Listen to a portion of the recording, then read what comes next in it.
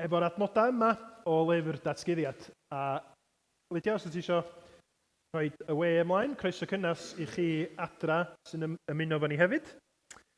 Da ni'n mynd i fod yn mynd yn edrych ar thema o bennod gyntaf Ioan bore yma.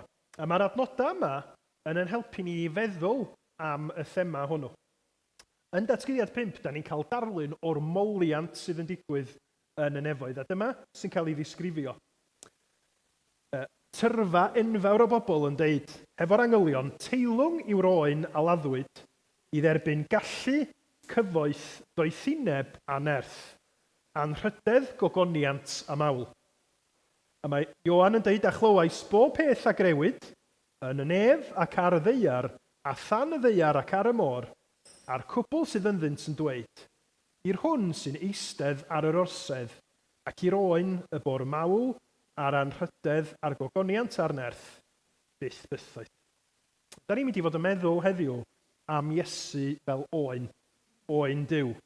A be mae hynny'n ei olygu yn y Beibl, a be mae'n ei olygu i ni rwan ac am byth pan ydym ni'n meddwl am y geiriau rhyfeddol yma o ran yn moliant ni i'r un sydd ar yr orsedd ac i'r oen. Felly, dewch i ni droi at yr un yma sydd yn heiddi'n clod a'r mawl ni wrth i ni weddio ac yna mi ganwn ni fawl hefo'n gilydd, ond mi weddiwn ni i ddechrau. O arglwydd ein Duw, da ni yn troi atat ti, yn diolch dy fod ti, yn dad, fab ac yn ysbryd glân.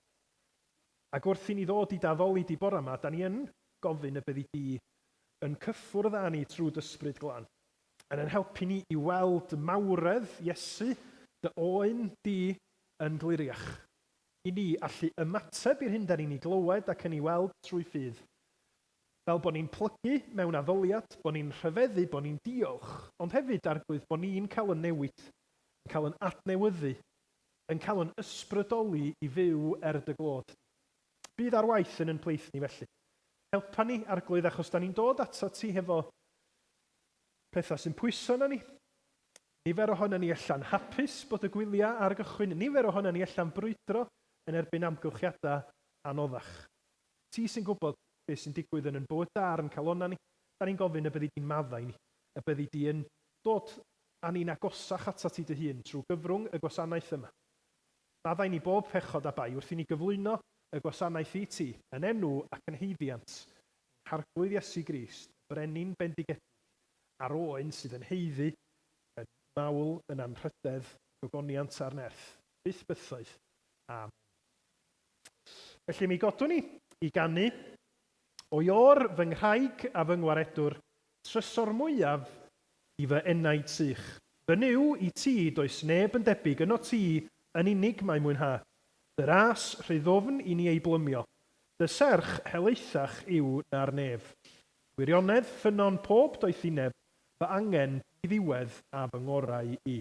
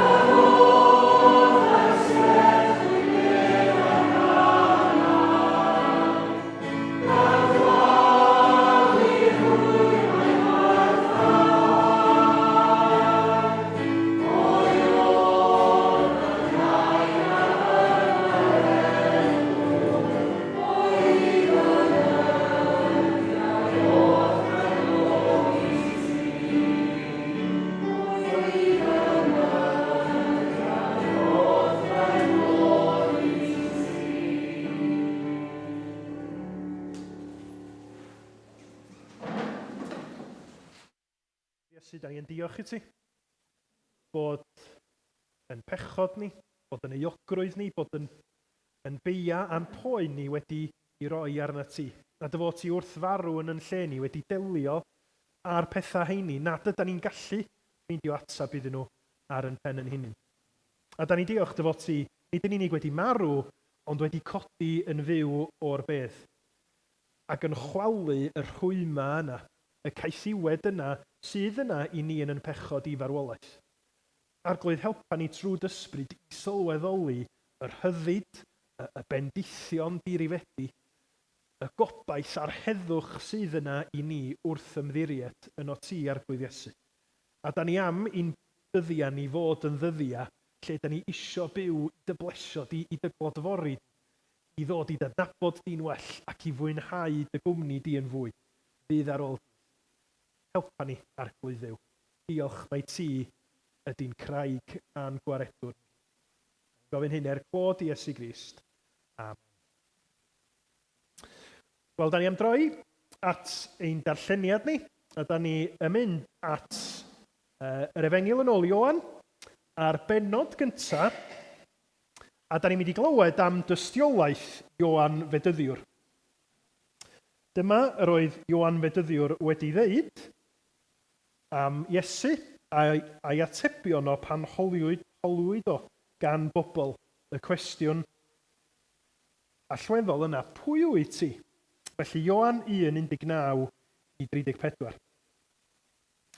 Dyma dystiolaeth Ioan pan anfonodd yr Iddewon o Jerusalem o ffeiriaid a lefiaid ato. I ofyn iddo, pwy wyt ti? A ddefodd, ac ni wadodd, a dyma a ddefodd, nid my fi yw'r Meseia. Na, gofynasant iddo, beth yn ti? Ai ti yw Elias? Nage, meddai. Ai ti yw'r proffwyd? Nage, atebodd eto. Ar hynny, dywedasant wrtho, pwy wyt ti? Rhaid i ni roi ateb i'r rhai anhanfonodd ni. Beth sydd gen i ti ddweud amdanat dy hun?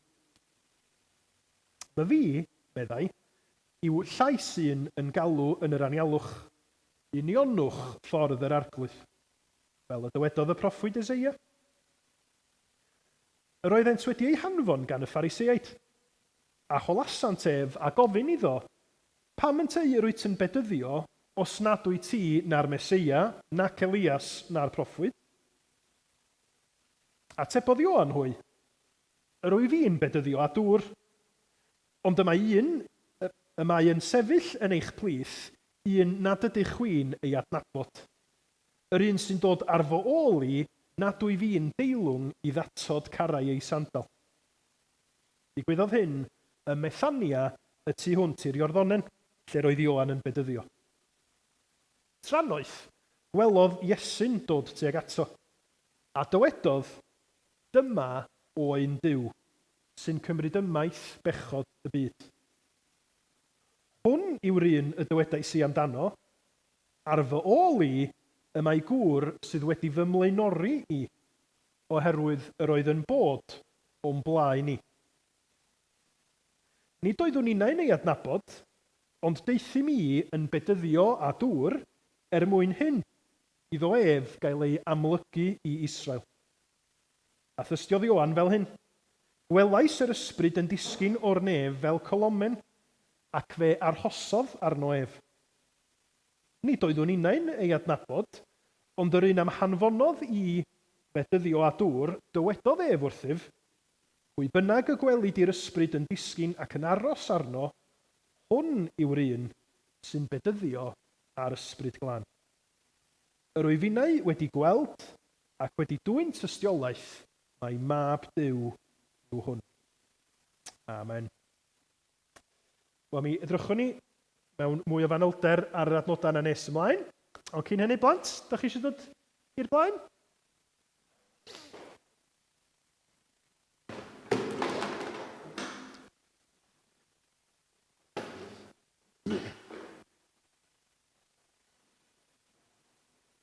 O, da iawn. Gwych, pwy bynnag yn rhaid gadeiriau allan. Sut ydych chi? Ydych chi yn hapus bod ti'n wylio ysgol? O, hanner. Un i chi. Dwi'n gwybod bod na lot ohonoch chi wedi cael diwrnod, be ddudwn ni, cymysglyd dydd Gwener. Achos oedd na rhyw fath o seremonia, oedd na longyfarch rhai plant yn symud o'r ysgol i ysgol arall.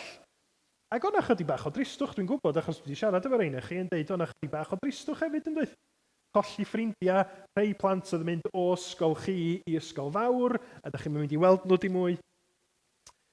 Ac lot o lawenydd, achos bod na wyliau, lot o athrawon yn hapus iawn bod na wyliau hefyd, dwi'n siŵr.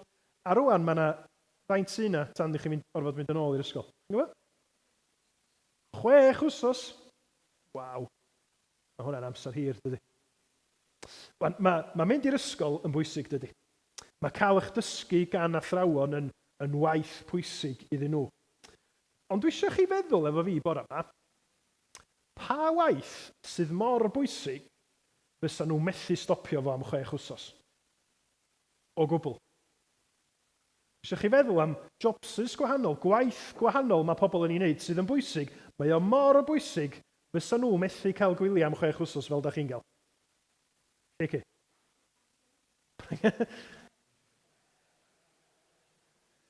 Wel ia. Dwi heb i ffreimio hi ddeud hynna. Yndi, ti'n hollol gywir. Ma'n iawn i bregethwyr gael gwyliau hefyd. Daniel. Doctor. Ie. Tas ysbyty Gwynedd yn cau am 6 wsos. Beth y pobl sal, Bangor a Sir Fôn yn neud? Sa'n na banics bysa? Ti'n hollol gywir. Felly, bod o'n iawn i ddoctoriaid gael gwyliau, maen nhw eisiau gwneud yn siŵr bod yna rhywun arall i gadw'r gwaith i fynd. Llio. Factory be?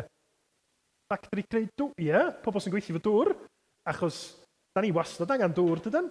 A nid yn unig ni, anifeiliaid, ffarmwr sy'n dibynnu ar ddŵr, felly mae rhaid i bobl sydd yn trwsio tyllan y beipan, mae rhaid cael nhw yn gweithio, neu bod yna rhywun yn gweithio trwy'r amser. Gyda'n? Policeman, gwrs, bobl ddrwg, ddim yn stopio bod yn ddrwg, gweithio'r modd.